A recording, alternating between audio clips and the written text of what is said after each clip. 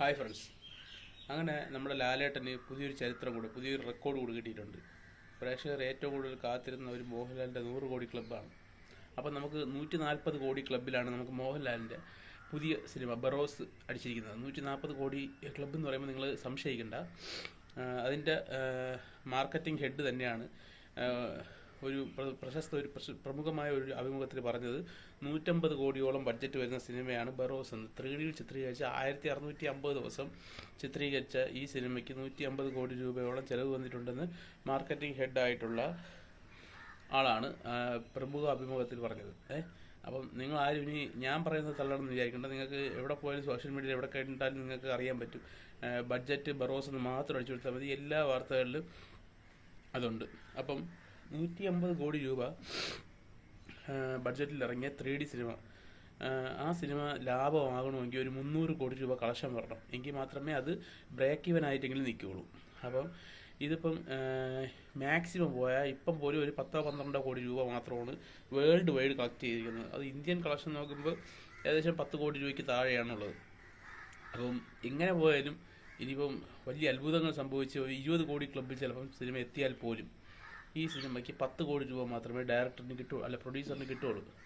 അപ്പം 150 കോടിയിൽ നിന്ന് 10 കുറച്ചാൽ 140 കോടി ലോസ്.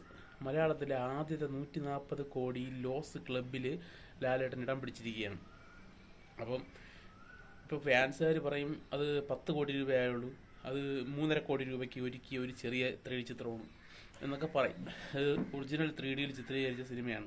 സാധാരണ 2Dയിൽ ഷൂട്ട് ചെയ്ത് 3Dയിലോട്ട് കൺവേർട്ട് ചെയ്യുന്ന ഒരു സിസ്റ്റം അല്ല ഇതിനകത്ത് ഉപയോഗിച്ചിട്ടുള്ളത്. മോഹൻലാൽ 3Dയിൽ തന്നെ ഷൂട്ട് ചെയ്ത സിനിമയാണ്. മോഹൻലാൽ മലയാളത്തിന് വേണ്ടി ചെയ്ത സംഭാവന എന്നാണ് മോഹൻലാൽ ഇതിനെ അവകാശപ്പെടുന്നത്. അപ്പം ഇത് 10 കോടി രൂപ ബഡ്ജറ്റ് എന്ന് പറയുന്നവർ ഇവിടെ തന്നെ വീഡിയോ അവസാനിപ്പിച്ച് വയ്ക്കുള്ളൂ.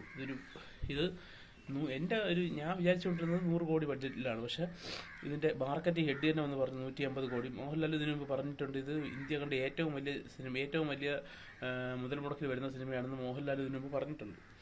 അത് നമുക്ക് നോക്കുമ്പോൾ തന്നെ അറിയാം. 1650 ദിവസം ഷൂട്ട് ചെയ്യണം, 3Dയിൽ ഷൂട്ട് ചെയ്യണം എന്ന് പറഞ്ഞു കഴിഞ്ഞാൽ അതിന് 3D ക്യാമറയുടെ ചിലവ് വെച്ച് നോക്കുമ്പോൾ തന്നെ 2-3 മലയാള സിനിമ എടുക്കേണ്ട പൈസ അതിൽ തന്നെ ആവും. പിന്നെ ആളുകൾ കുറവാണ്, അതുകൊണ്ട് ആ പൈസ അത്രയ്ക്കും 150 കോടി നിന്നത് തന്നെ ഏറ്റവും വലിയ ഭാഗ്യം എന്നാണ് പറയാനുള്ളത്. അപ്പം മോഹൻലാലിൻ്റെ പേരിൽ ഈ ഒരു റെക്കോർഡ് കൂടെ കിട്ടിയതിന് ഫാൻസുകാരായ നിങ്ങൾക്കും നല്ല വലിയ പങ്കുണ്ട്. കാരണം മോഹൻലാൽ ഏത് കൂറ സിനിമ ചെയ്താലും മോഹൻലാലിനെ സപ്പോർട്ട് ചെയ്യുക. നമ്മൾ വിമർശിക്കണം. മോശം ഭാഷയിൽ നിങ്ങൾ വിമർശിക്കുമ്പോൾ താഴെ വന്ന് കമൻറ്റ് ബോക്സ് അങ്ങനത്തെ കമൻ്റ് അല്ല ഇവിടെ പ്രതീക്ഷിക്കുന്നത്. മോഹൻലാലിനെ പറയണം, നിങ്ങൾ അഭിനയിക്കാൻ പറ്റില്ല, നിങ്ങൾക്ക് ഇങ്ങനത്തെ സിനിമകളല്ല നിങ്ങൾ ചെയ്യേണ്ടത്, വളരെ മോശം സിനിമയാണെന്ന് പറയാൻ കരുപ്പുള്ള ഫാൻസുകാരില്ല. അപ്പം ഈ സിനിമയെക്കുറിച്ച് നിങ്ങളുടെ അഭിപ്രായം, നിങ്ങൾ കണ്ടതാണല്ലോ. അപ്പം ഈ ബ്രഹ്മാണ്ഡ സിനിമയെക്കുറിച്ച് നിങ്ങളുടെ അഭിപ്രായം എന്തെങ്കിലും ഉണ്ടെങ്കിൽ നിങ്ങൾക്ക് കമൻറ്റ് ബോക്സിൽ ഇടാം. പിന്നെ ഇതിൻ്റെ ബഡ്ജറ്റ് 3 കോടി രൂപയാണോ 5 കോടി രൂപയാണോ എന്നുള്ളത് നിങ്ങൾക്ക് അങ്ങനെ സംശയമുള്ളവർക്കും കമൻറ്റ് ബോക്സിൽ എന്ത് വേണമെങ്കിലും നിങ്ങൾക്ക് ഇടാം. അപ്പം ഇത്രയും മാത്രമാണ് ഈ വീഡിയോയിൽ എനിക്ക് പറയാനുള്ളത്. മോഹൻലാലിന് 140 കോടി രൂപ ലോസ് ക്ലബ്ബിൽ ഇടം പിടിച്ചിരിക്കുന്ന മോഹൻലാലിന് നമുക്ക് അഭിനന്ദിക്കാം. ഇനി അടുത്ത സിനിമകളെല്ലാം തുടരെ ഹിറ്റാവാനാണ് സാധ്യത. ജനുവരി 30-ാം തീയതി തുടരും ഇറങ്ങുന്നുണ്ട്. അപ്പോൾ തുടരും എന്ന് പറയുന്ന സിനിമ ഷുവർ ഷോട്ട് ഹിറ്റായിട്ടുള്ള സിനിമയാണ്. അതിന് മറ്റൊരു ലാലേട്ടൻ്റെ ദൃശ്യം പോലൊരു സിനിമയാവാൻ സാധ്യതയുള്ള ഒരു സിനിമയാണ്. അതിൽ പല ത്രില്ലിങ് എലമെൻസും അല്ലെങ്കിൽ സീറ്റഡ്ജ് എലമെൻറ്റ്സ് അതിനകത്തുണ്ട്. അതൊന്നും വെളിവിട്ടിട്ടില്ല, അതിൻ്റെ പ്രവർത്തകരൊന്നും അതിനെക്കുറിച്ച് വെളിവിട്ടിട്ടില്ല. അതിൻ്റെ ഒരു ട്രെയിലർ വരാനുണ്ട്. ചിലപ്പോൾ ട്രെയിലർ വരാൻ സാധ്യതയില്ലാത്തൊരു സിനിമയാണ് തുടരും എന്ന് പറഞ്ഞ സിനിമ.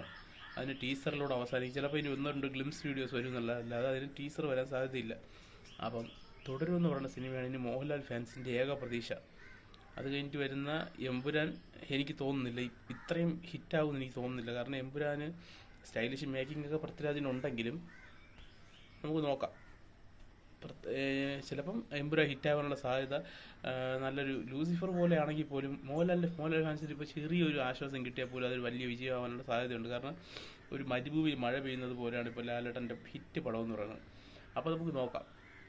ബറോസിൽ നിന്നും വീണ ലാലേട്ടൻ 2024 ലോസുകളുടെ അല്ലെങ്കിൽ നഷ്ടങ്ങളുടെ കഥ അവസാനിപ്പിച്ച് 2025 വരുമ്പം പുതിയൊരു തുടക്കമായിരിക്കുമോ ലാലേട്ടൻ നമുക്ക് തുടരുമെന്ന സിനിമ ജനുവരി 30-ന് ഇറങ്ങുന്ന തുടരുമെന്ന ചിത്രത്തിലൂടെ നമുക്ക് കണ്ടറിയാം.